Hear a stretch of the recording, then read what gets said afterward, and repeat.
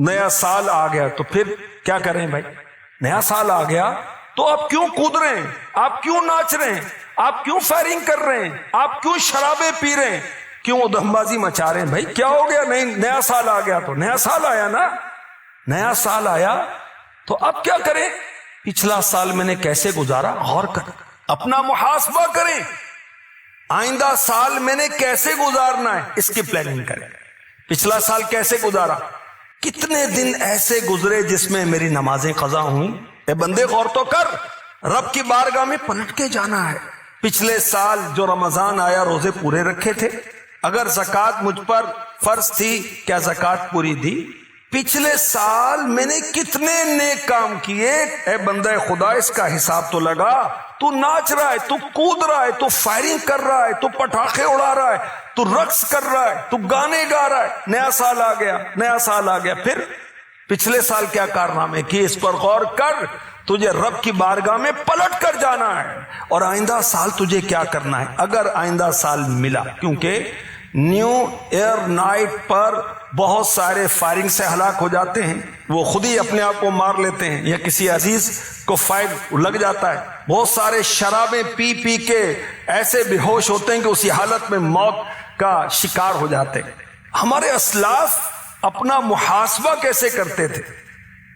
ایک جھلک آپ کو پیش کرتا ہوں۔ خوف خدا مکتبۃ المدینہ کی ایک کتاب ہے، اس میں لکھا ہے، ایک بزرگ، ان کا نام تھا زید بن سمت رحمۃ اللہ تعالی علیہ، ایک دن اپنے رفقا سے، اپنے دوستوں سے کہنے لگے، آج میں نے اپنی عمر کا حساب لگایا، میری عمر 60 سال ہو گئی، میں 60 ایئرز کا ہو گیا، میں نے دن بنائے 21,600 دن بنتے ہیں۔ میں سوچنے لگا اگر روز میں نے ایک گناہ کیا ہو تو 21,600 گناہ لے کر میں قیامت کے دن حاضر ہوں گا، میں حساب کیسے دوں گا؟ یہ کہنے کے بعد سر سے امامہ اتارا اور رونے لگے، بہت روئے، اتنا روئے کہ بے ہوش ہو گئے، اور کچھ دیر کے بعد افاقہ ہوا، نہیں ہوش میں آئے، پھر رونے لگے، اور روتے روتے ان کا انتقال ہو گیا۔ یہ دیکھیں اللہ کے نیک بندے اپنا حساب کتاب کرتے تھے۔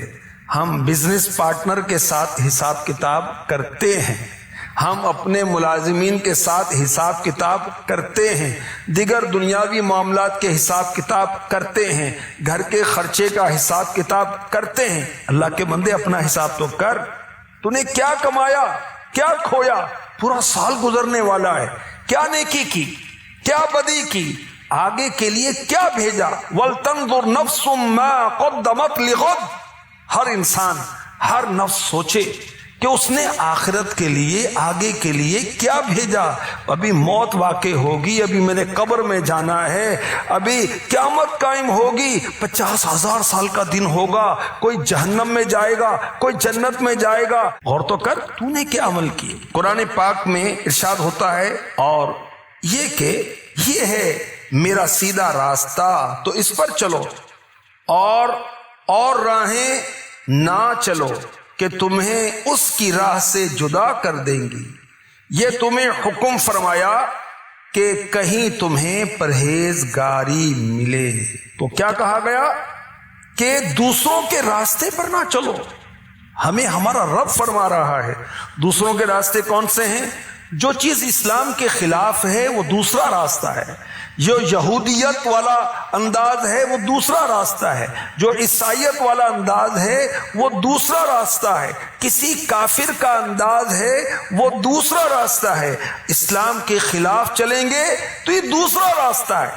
ہم نے سیدھا راستہ چلنا ہے، سیدھا راستہ جو میرے آقا علیہ الصلوۃ والسلام کی طرف لے کے جاتا ہے، ان سے ان کے رب کی طرف لے کر جاتا ہے، جنت کی طرف لے کے جاتا ہے، امن کی طرف لے کر جاتا ہے، راحت کی طرف لے کے جاتا ہے، سکون کی طرف لے کے جاتا ہے۔